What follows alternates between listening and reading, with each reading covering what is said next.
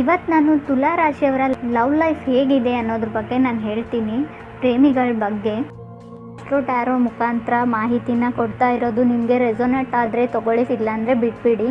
Message ಅಂತ ಹೇಳೋದಾದರೆ ತುಂಬ ಸಮೃದ್ಧಿನ ಅನುಭವಿಸ್ತೀರಾ ಈ ವರ್ಷ ಅಂತ ನಂಗೆ ಅನಿಸುತ್ತೆ. ಮತ್ತು ನಾನು ಹೇಳೋದಂದರೆ, ನೀವು ರೀಸೆಂಟ್ಲಿ ಎಂಗೇಜ್ಡ್ ಆಗಿರ್ತೀರ, ಕೆಲವರಿಗೆ ನಿಮ್ಮ ನಿಶ್ಚಿತಾರ್ಥ ಕೂಡ ಆಗಿರುತ್ತೆ ಅಂತ ನಾನು ಹೇಳ್ತೀನಿ. ಇನ್ನು ಕೆಲವರಿಗೆ ತುಂಬ ಒಬ್ಬ ವ್ಯಕ್ತಿ ಜೊತೆ ಕಮಿಟ್ ಆಗಬೇಕು ಅನ್ನೋ ಫೀಲಿಂಗ್ ಇರುತ್ತೆ ನಿಮಗೆ. ಸೊ ಫಸ್ಟ್ ಕಾರ್ಡ್ ಬಂದುಬಿಟ್ಟು ನನಗೆ ಏಸ್ ಆಫ್ ವಾಂಡ್ಸ್ ಬಂದಿದೆ. ಈ ಕಾರ್ಡ್ ಏನಪ್ಪ ರೀಪ್ರೆಸೆಂಟ್ ಮಾಡುತ್ತೆ ಅಂದರೆ, ಅದರ್ ಪರ್ಸನ್ ಏನಿದ್ದಾರೋ ಅವರು ಮೇ ಬಿ ಐ ಟಿ ಫೀಲ್ಡಲ್ಲಿ ವರ್ಕ್ ಮಾಡೋರಾಗಿರ್ತಾರೆ, ಆರ್ಟಿಸ್ಟ್ ಆಗಿರ್ತಾರೆ. ಸೊ ನೀವು ಕಾಲೇಜಲ್ಲಿ ಓದೋರಾಗಿದ್ದರೆ ಅವರು ನಿಮ್ಮ ಫ್ರೆಂಡ್ ಝೋನಲ್ಲಿ ಇರ್ತಾರೆ. ಅವರು ಮೇ ಬಿ ನಾನು ಹೇಳೋದಾದರೆ ಫೈರ್ ಸೈನ್ನ ರೀಪ್ರೆಸೆಂಟ್ ಮಾಡೋರಾಗಿರ್ತಾರೆ. ಫೈರ್ ಸೈನ್ಸಲ್ಲಿ ಬರೋರಾಗಿದ್ದರೆ ನಾನು ಹೇಳೋದಾದರೆ ಅವರು ಮೇಷ ರಾಶಿಯವರಾಗಿರ್ತಾರೆ ಅಥವಾ ಸಿಂಹ ರಾಶಿಯವರಾಗಿರ್ತಾರೆ. ಇನ್ನು ಕೆಲವರು ಧನುರ್ ರಾಶಿಯವರು ಕೂಡ ಆಗಿರ್ತಾರೆ.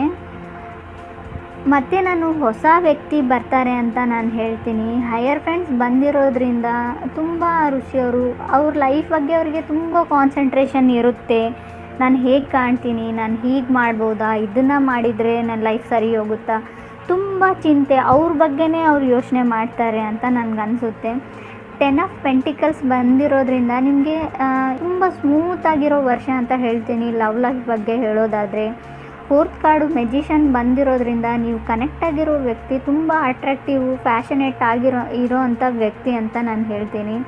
ಅವರು ನಿಮಗೋಸ್ಕರ ಪ್ರೇ ಕೂಡ ಮಾಡ್ತಾರೆ, ನೀವು ಚೆನ್ನಾಗಿರಲಿ ಅಂತ ಅವ್ರು ಕೇಳ್ಕೊತಾರೆ ಅಂತ ನನಗನ್ಸುತ್ತೆ.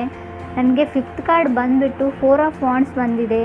ಇದೊಂದು ತುಂಬ ಒಳ್ಳೆ ರಿಲೇಷನ್ಶಿಪ್ ಆಗುತ್ತೆ. ನ್ಯೂ ಪರ್ಸನ್ ಎಂಟ್ರಿ ಆದರೆ ನಾನು ಹೇಳ್ತೀನಿ, ಹಳೆ ವ್ಯಕ್ತಿ ಏನಾದರೂ ಆಗಿದ್ದರೆ, ನೀವು ಕನೆಕ್ಟೆಡ್ ಆಗಿದ್ದರೆ ಅಥವಾ ನಿಮಗೆ ಅವ್ರ ಬಗ್ಗೆ ಫೀಲಿಂಗ್ಸ್ ಇದ್ದರೆ, ಅವರು ಫೈರ್ ಸೈನ್ಸ್ನಲ್ಲಿರೋರು ಆಗಿರ್ತಾರೆ.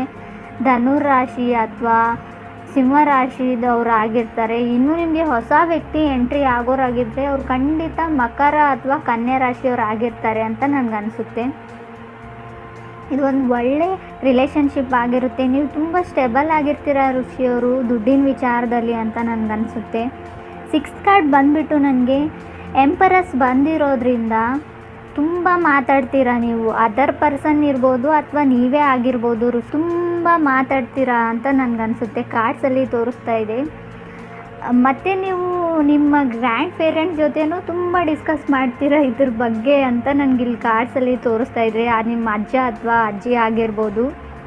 6 ಆಫ್ ಡೈಮಂಡ್ಸ್ ಬಂದಿರೋದ್ರಿಂದ ಜುಪಿಟರ್ ಅಂದರೆ ಗುರುಗ್ರಹದ ಪ್ರಭಾವದಿಂದ ತುಂಬ ಹೇಳಬೇಕಂದ್ರೆ ನಿಮ್ಗೆ ಖಂಡಿತ ಈ ವರ್ಷ ನಿಮ್ಮ ಮ್ಯಾರೇಜ್ ಆಗುತ್ತೆ ಅಂತ ನನಗನ್ಸುತ್ತೆ. ಕೆಲವರಿಗೆ ನಾನು ಹೇಳೋದಾದರೆ ಡಿಸೆಂಬರಲ್ಲಿ ಕೂಡ ಮ್ಯಾರೇಜ್ ಆಗಿರ್ಬೋದು ಅಥವಾ ಶ್ಯೂರ್ಲಿ ಎಂಗೇಜ್ಡ್ ಅಂತೂ ಆಗಿರ್ತೀರ ಅಂತ ನನಗನ್ಸುತ್ತೆ. ಫೂಲ್ ಕಾರ್ಡ್ ಬಂದಿರೋದ್ರಿಂದ ತುಂಬ ನೀವು ಮಸ್ತ್ ಮೂಡಲ್ಲಿರೋ ಅಂಥ ವ್ಯಕ್ತಿ ಅಂತ ನನಗನ್ಸುತ್ತೆ. ಮತ್ತು ನಾನು ಸ್ಟ್ರಾಂಗಾಗಿ ಹೇಳೋದಾದರೆ, ಹೊಸ ವ್ಯಕ್ತಿ ಬರೋರಾದರೆ ನನಗನ್ಸೋದು ಅವ್ರು ಮೇ ಬಿ ಧನುರ್ ರಾಶಿಯವ್ರು ಆಗಿರ್ತಾರೆ. ಸೊ ಶನಿ ತುಂಬ ಸ್ಟ್ರಾಂಗ್ ಆಗಿರುವಂಥ ವ್ಯಕ್ತಿ ಅಂತ ನಂಗೆ ಅನಿಸುತ್ತೆ. ಧನುರ ರಾಶಿಯವ್ರು ಆಗಿರ್ಬೋದು, ಮೇ ಬಿ ಅವ್ರು ಕ್ಯಾಪ್ರಿಕಾನ್ ಮಕರ ರಾಶಿಯವ್ರು ಕೂಡ ಆಗಿರ್ಬೋದು. ಫೈನಲಿ ನಿಮ್ಮ ಮದುವೆ ಖಂಡಿತ ಆಗುತ್ತೆ ಈ ವರ್ಷ ಅಂತ ನಂಗೆ ಅನಿಸುತ್ತೆ. ಹಳೆ ರಿಲೇಷನ್ಶಿಪ್ಪಲ್ಲಿ ಇದ್ದವ್ರಿಗೂ ಕೂಡ ತುಂಬ ಹ್ಯಾಪಿ ಆಗಿರುವಂಥ ಟೈಮು ಅಂತ ಅನಿಸುತ್ತೆ ನನಗೆ. ಇನ್ನು ಮೆಜಿಷಿಯನ್ ಕಾರ್ಡ್ ಬಗ್ಗೆ ಹೇಳೋದಾದರೆ, ಅದರ್ ಪರ್ಸನ್ ತುಂಬ ಮ್ಯಾಗ್ನೆಟಿಕ್. ಮೆಜಿಷಿಯನ್ ಅಂದರೆ ನೀವು ಅರ್ಥ ಮಾಡ್ಕೊಳ್ಳಿ, ತುಂಬಾ ಫ್ಯಾಷನೇಟ್ ಆಗಿರೋ ವ್ಯಕ್ತಿ, ತುಂಬಾ ತಮ್ಮ ಬ್ಯೂಟಿ ಕಾನ್ಷಿಯಸ್ ಅವರು, ತುಂಬಾ ಅವ್ರ ಲುಕ್ ಬಗ್ಗೆ ತುಂಬಾ ಕಾನ್ಸಂಟ್ರೇಟ್ ಮಾಡುವಂಥ ವ್ಯಕ್ತಿ. ಅವರು ನಿಮ್ಮನ್ನು ಗಮನಿಸ್ತಾ ಇರ್ತಾರೆ ಅಂತ ನಂಗೆ ಅನಿಸುತ್ತೆ. ಕೆಲವರಿಗೆ ಮಾತ್ರ ಇದು. ಸೊ ನೀವೇ ಅಪ್ರೋಚ್ ಮಾಡಲಿ ಅಂತ ಅವ್ರು ಇರ್ತಾರೆ, ಇಲ್ಲ ಅವ್ರು ಮಾಡ್ತಾರೆ ಅಂತ ನಿಮ್ಗೆ ಅನಿಸಿರುತ್ತೆ. ಸೊ ಈ ಥರ ಕನೆಕ್ಷನ್ ಇರುವಂಥ ವ್ಯಕ್ತಿ ಇರ್ತಾರೆ. ಅವರು ತುಂಬಾ ಫ್ರೆಂಡ್ಸ್ ಜೊತೆ ಮಿಂಗಲ್ ಆಗ್ತಾರೆ. ಅವರು ಫ್ರೆಂಡ್ಶಿಪ್ಗೆ ತುಂಬ ಗೌರವ ಕೊಡೋವಂಥ ವ್ಯಕ್ತಿ ಆಗಿರ್ತಾರೆ.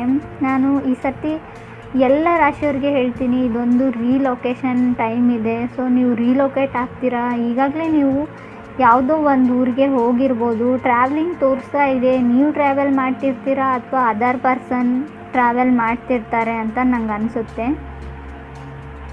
10 ಆಫ್ ಪೆಂಟಿಕಲ್ಸ್ ಬಂದಿರೋದ್ರಿಂದ ನಿಮ್ಮ ಲೈಫ್ ತುಂಬ ನಿಮಗೆ ಫೀಲ್ ಆಗುತ್ತೆ, ಲೈಫ್ ಅಂದರೆ ಈ ಥರ ಇರಬೇಕು ಅಂತ ಕೆಲವರಿಗೆ ಫೀಲ್ ಆಗುತ್ತೆ. ನಿಮ್ಮ ಲೈಫ್ ಬಗ್ಗೆ ನಿಮಗೆ ತುಂಬ ಪ್ರಾಸ್ಪರಿಟಿ, ತುಂಬ ಅಬೆಡೆನ್ಸು, ತುಂಬ ಏನೋ ಲಕ್ ಬಂದಿದೆ ಈ ವರ್ಷ ಅನ್ನೋ ಫೀಲಿಂಗಲ್ಲಿ ನೀವು ಇರ್ತೀರ ಖಂಡಿತ.